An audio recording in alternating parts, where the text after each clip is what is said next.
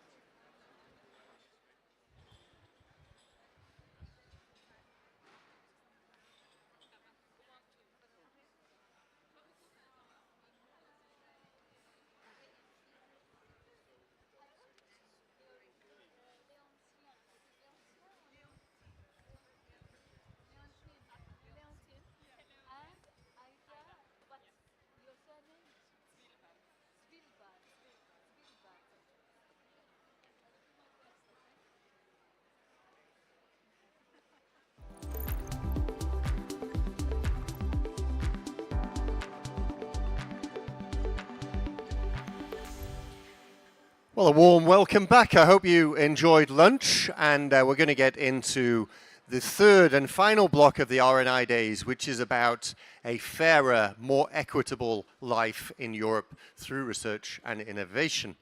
And I'm delighted to be introducing the moderator for this session, which is entitled Improving the Quality of Life of Young Cancer Survivors, Joanna Drake. Thank you. Thank you very much, Andrew. Okay, it's a marathon walk until I get to my place, but I finally get there. Okay, so you've heard that. Good afternoon, first of all, ladies and gentlemen. Welcome to this workshop. My name is Joanna Drake. I am the Deputy Director General of the Directorate General for Research and Innovation in DG RNI, but I think by now you know that.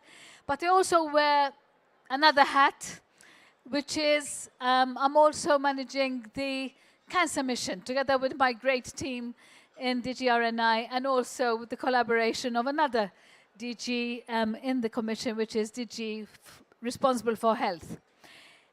Today's session is about a very particular part of the cancer phenomenon, and that is cancer survivors. So we're concentrating on how we're going to improve the life of cancer survivors.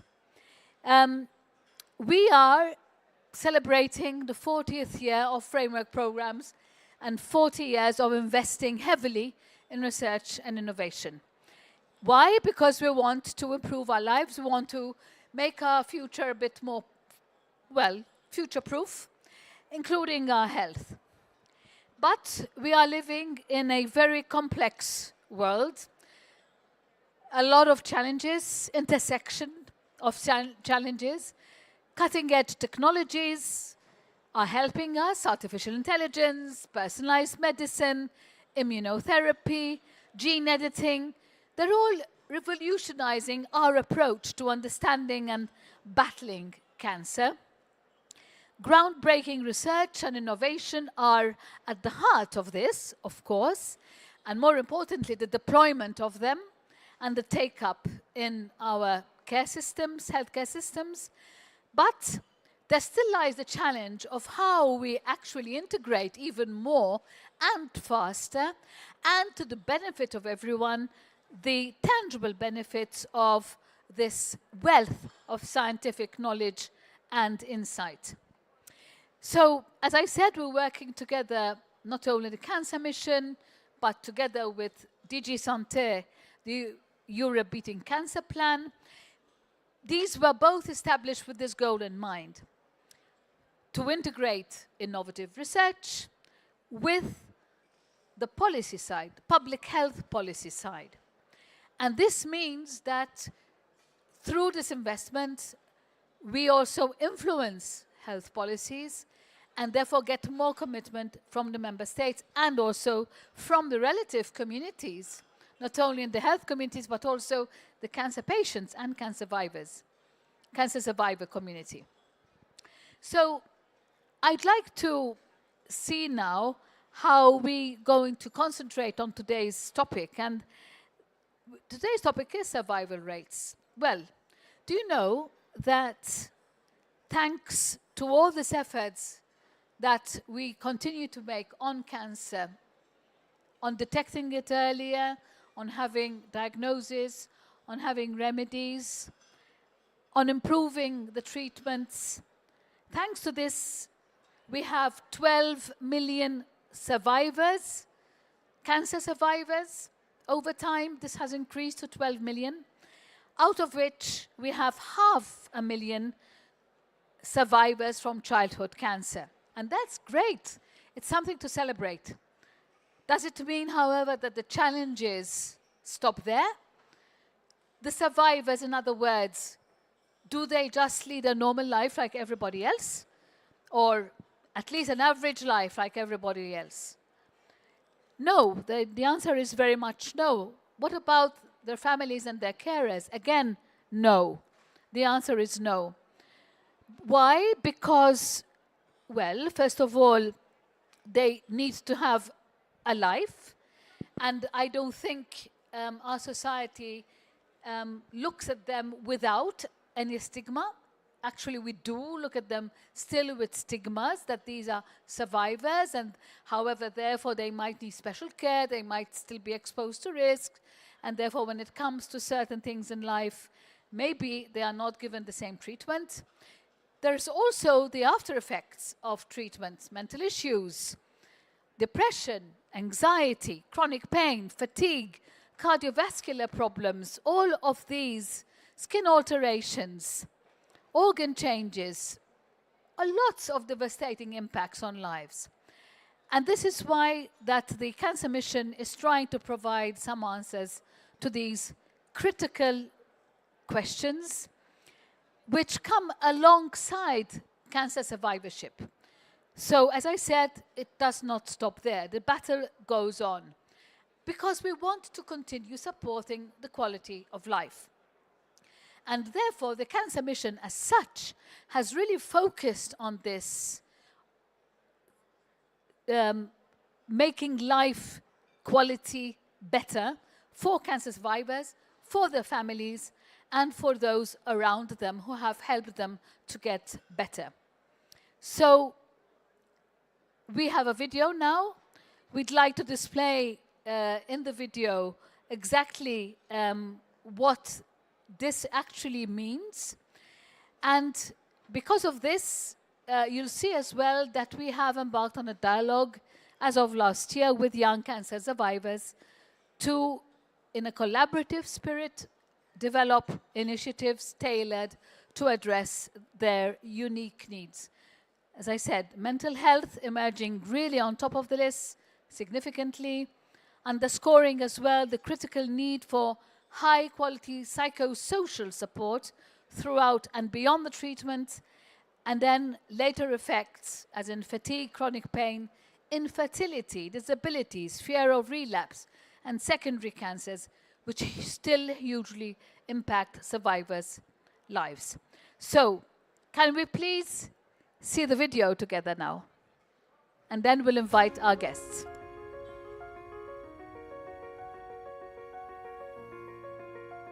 Mobilizing people around common goals and offering meaningful opportunities to contribute to change is the best way to really achieve profound and long-lasting impact.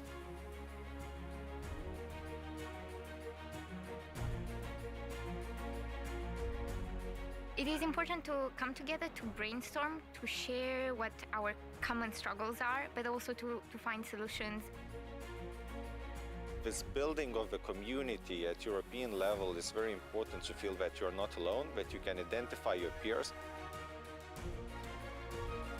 My biggest takeaway from these workshops today is that cancer today is not about surviving, because a lot of people survive. Cancer today is about thriving after you've had cancer.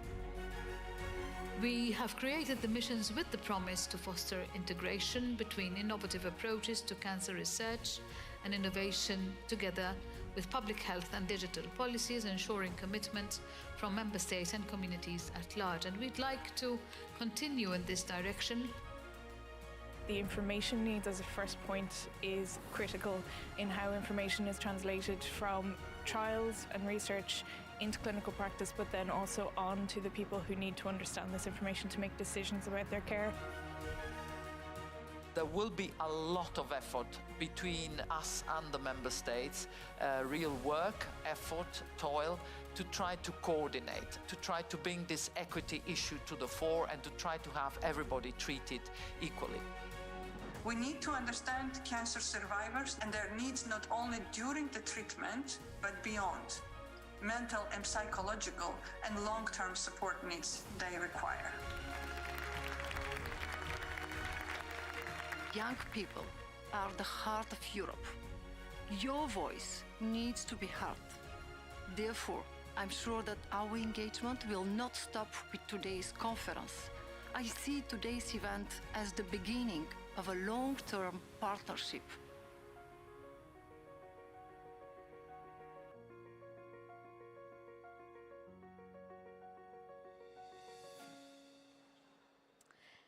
So, against that background, we are not only looking at the challenges that I am sure by now you are in no doubt that still exist, but we are looking at creating concrete solutions. And in this spirit, I'm delighted to welcome on stage Mrs. Ida Svelbar and Professor Leontine Kremer, our outstanding guests in today's session.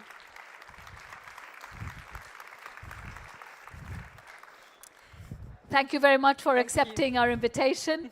Please take your places. First of all, Ida, you are a Master of Social Gerontology, a registered nurse at the Anton Zrenjak Institute, I'm not sure I got that right, in Slovenia. And you're also a member of the Executive Committee of the Slovenian Lymphoma and Leukemia Association. And I had the pleasure of meeting you at the conference of the Cancer Mission organized last February, the one that we saw in the video, and I was very much transfixed by your journey. But Ida, the floor is yours. Thank you so much.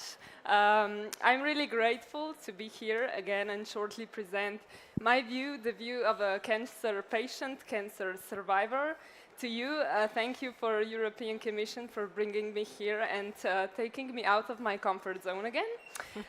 Among many roles I have in life, as a sister, as a fiancée, as a traveler, as a choir singer, I'm also a cancer survivor. I'm actually a 3-time cancer survivor. This is the role I didn't choose myself, but now I'm making everything I can to make it a meaningful part of who I am and to see what I can do with all this first-hand experience I have as a young cancer survivor. I was diagnosed at age 4, at age 13, and at age 24. Each time that was a different time in my life, and also the experience was totally different. The first one was especially hard for my parents, as you might see. The second one was also difficult for me because for the first time I knew what was happening. I was a teenager. I had all this school and boys in my hair, in my head, and then cancer again. But the hardest part, the hardest cancer experience I had was the last one, a few years ago.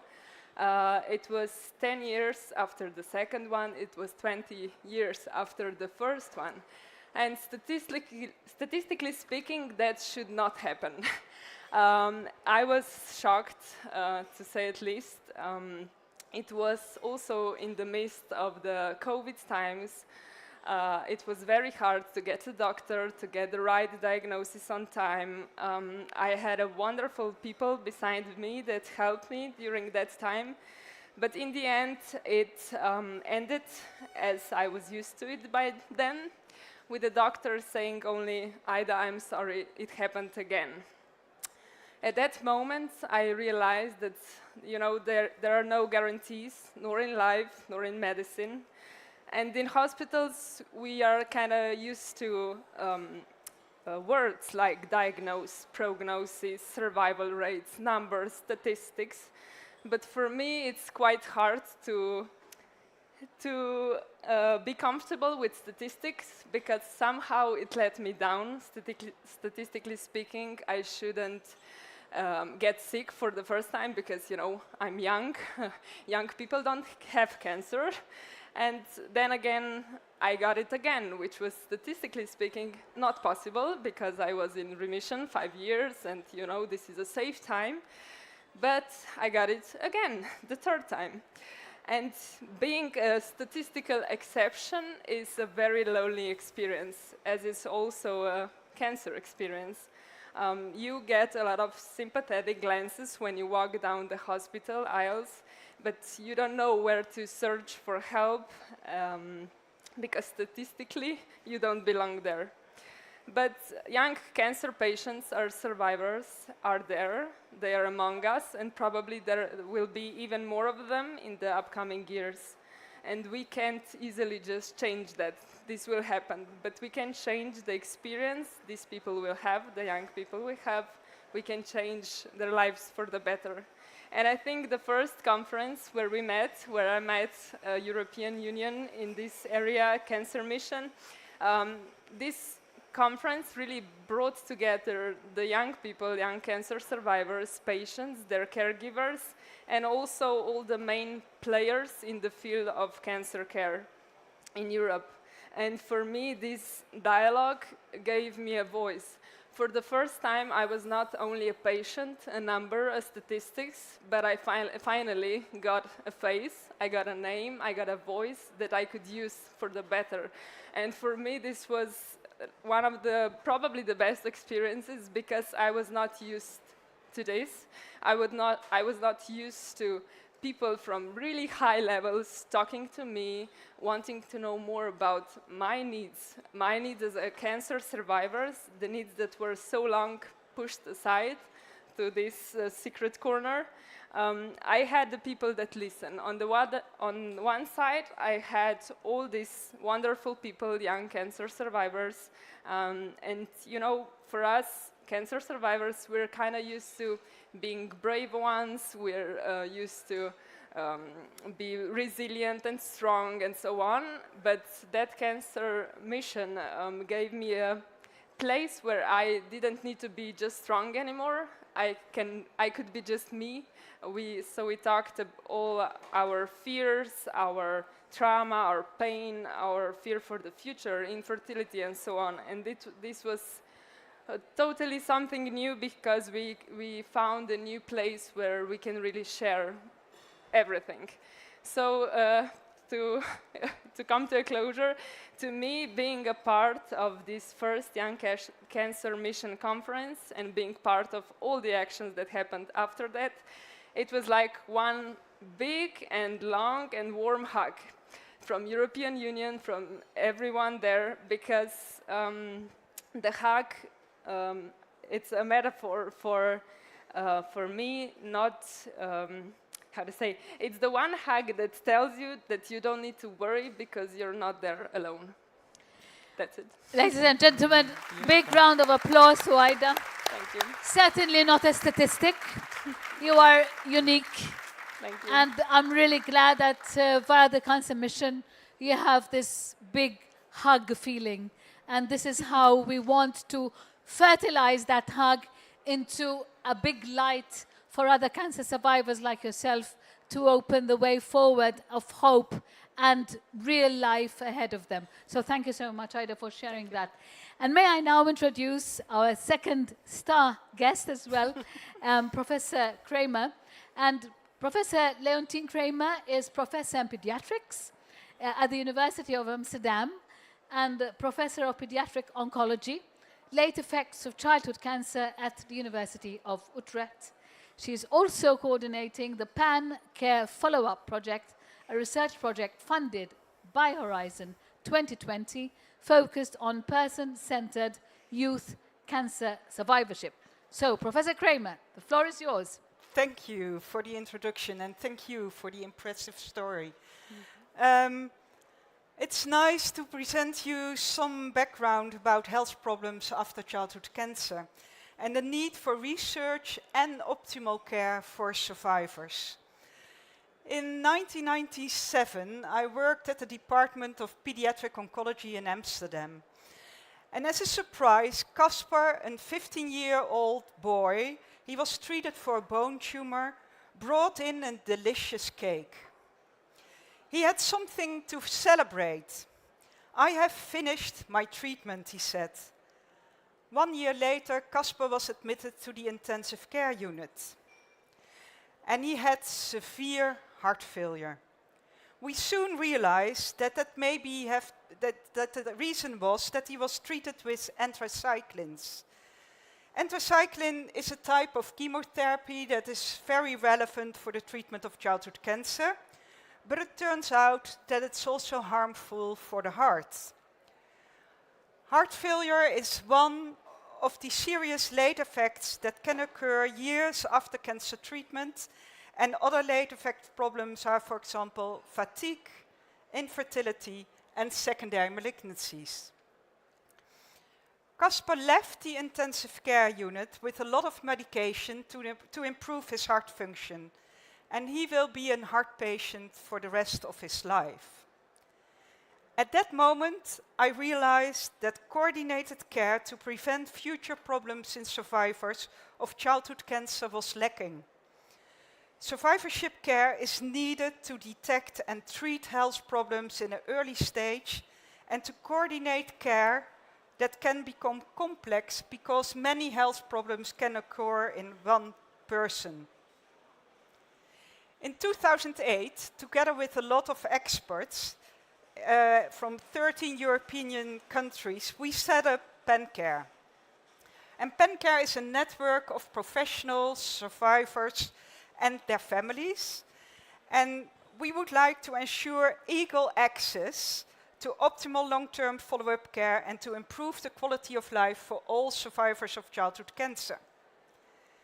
And we are so thankful to the EU because we have received funding for 5 PenCare-focused projects, as well funding as a partner in many EU projects. We learned a lot about the risk and risk factors for late effects, like heart failure, secondary malignancies, infertility, and hearing problems. We also initiated a global collaboration to develop guidelines for optimal survivorship care. And the last 5 years, I had the privilege to coordinate the PenCare follow-up project. And that was developed, in that project, we developed and tested 2 interventions to improve survivorship care, the care and lifestyle intervention. In this project, we collaborated with 14 partners from 10 European countries. At this moment, many survivors in Europe have no follow-up care at all. The first PenCare follow-up care intervention is a way to deliver care for survivors in childhood cancer for all EU survivors. Survivors are given a survivorship care plan based on their cancer treatment and the international guidelines. And at a clinical visit, the survivor and healthcare provider discuss this plan and the individual needs and agree on the final survivorship care plan for their personalized follow-up care, and that will be lifelong. The intervention was tested in 800 survivors in Belgium, the Czech Republic, Italy, and Sweden, and we focus on the improvement of early detection of health problems. The second intervention focused on lifestyle behavior, such as physical activity and nutrition, for prevention of late health problems and improving the quality of life. Now we are sharing the intervention materials at the PenCare website for anyone to use, as well as materials to support better survivorship care across EU. In addition to the scientific progress, one of the most inspiring achievements of the PenCare follow-up has been the successful collaboration between doctors, nurses, researchers, survivors, and their families. My conclusion is that we must improve the quality of life among all survivors of childhood cancer and also for all young adult cancer survivors in EU. Implementation of guidelines for coordinated care is needed across all care providers. And achieving the optimal clinical care for survivors, we need the EU, and thanks a lot for that. And thank you so much for your initiative, for your narrative, for your story, and for your experience. It's been really inspiring. And thank you so much for persevering and finding a home in the EU across the network as well that you established. I have a couple of questions more. We have limited time. But I'll go to Ida first. And you're a young cancer survivor. You've told us your story. You know about the Cancer Mission. You already told us that the dialogue helped. What are your main challenges as a cancer survivor? And secondly, how do you think that this dialogue that we started with your community of young cancer survivors is going to help these challenges become, shall we say, more manageable? Thank you. Yeah, I think the group of young cancer survivors is a very diverse group, and so are our needs. But for me, one of the hardest parts, the hardest periods, was actually the period after my active treatment. Just the day after I got from the hospital was the day where I envisioned what really happened. You know, my legs didn't work properly. I was without hair. I didn't recognize myself in the mirror. I realized what I missed and everything, but it came like a tsunami. Also, I had this weird PTSD feeling with the needles puncturing my body, like everything was happening again. This was one of the hardest parts of the whole cancer journey, you know, but I was more or less alone in this because people think that once you are healthy, once you're in remission, this is it. You are happy to be alive and go back to the normal stuff.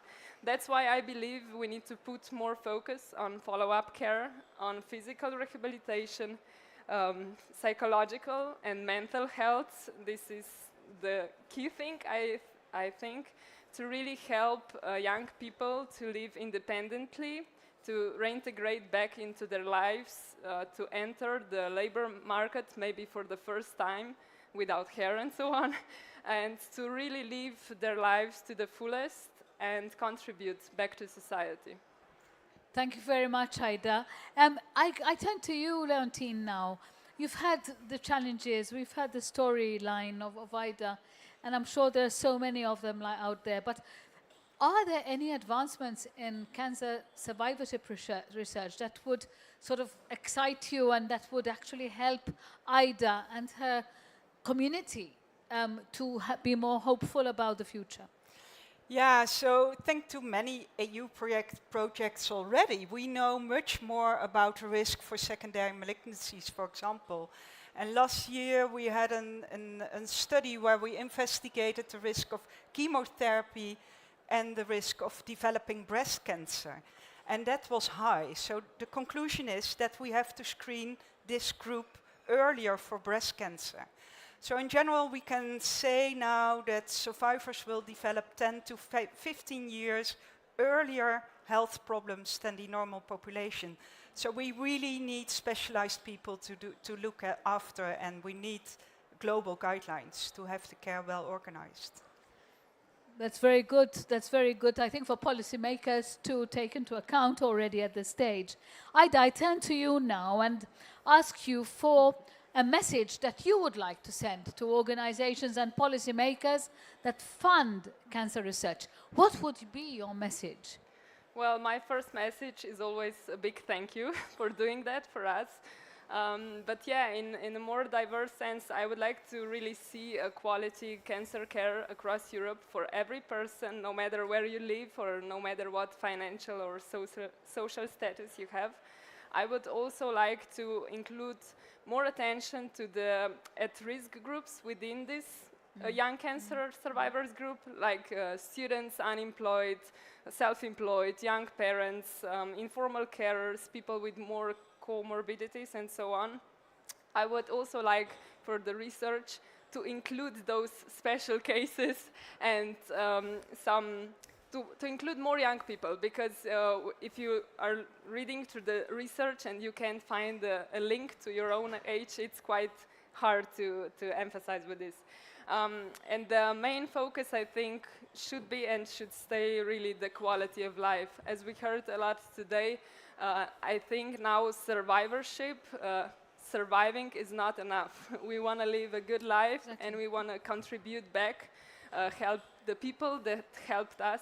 And in a sense, I think one of the greatest possibility for doing that, that's probably what I missed in the first question, is also the link to our organizations back home, the national and local organizations. For example, one really good practice from my organization is that just yesterday the Slovenian government adopted a proposal on a right to be forgotten. And only because of that, because our organization did this initiative, so it's all coming back together. Because of this European initiative, we started doing something in our own country, in our own organizations, and now action is already happening. I think this is the main goal of all of us. We're officially out of time, but Leontina, I need to ask you a question as well. How do you see the future of cancer survivorship evolving with your cancer research efforts?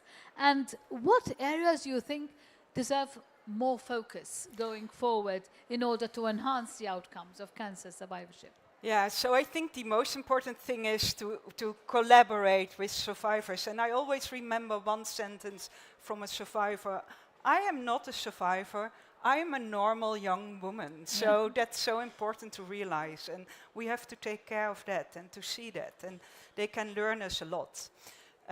So I think we really should focus on improving the care in whole Europe, because without care, no research. So if we have good care, then we can do research. That's the order we have to follow. And then I think it's very important to think about harmonized outcomes. So how can we register the same outcomes? Because heart failure in our country can become something different from heart failure in your country. So we have to use the same definitions. And I think we have to work together with the whole AYA community, so the adolescents and young adult cancer survivors, because we can learn a lot from each other, and I think a lot of things we have done in PenCare can also be used for that community. So, first of all, I need to thank you both for sharing so much, your personal experience, your personal research, together with the community of researchers. Let's carry forward your experience, your insight, your work into generating the momentum for better outcomes, better lives for cancer survivors. One last piece of information, if you permit me. I'm happy to announce that the much anticipated Cancer Mission implementation page, requested by many of you, is now up and running, and the platform serves as a gateway to explore all the great initiatives that the Cancer Mission is supporting, and also to discover how you can directly contribute to shaping and implementing future priorities. You'll be able to access the page from the normal Cancer Page Mission on europa.eu. So let's take it forward, and let's hope that we'll have much better documented results and more harmonized outputs as well. Thank you so much, all of you, and a round of applause for our guests. Thank you very much. So happening in workshop number 1 is boosting mental health. And in workshop number 2, we have the power of art and culture. That's starting right now. Thank you.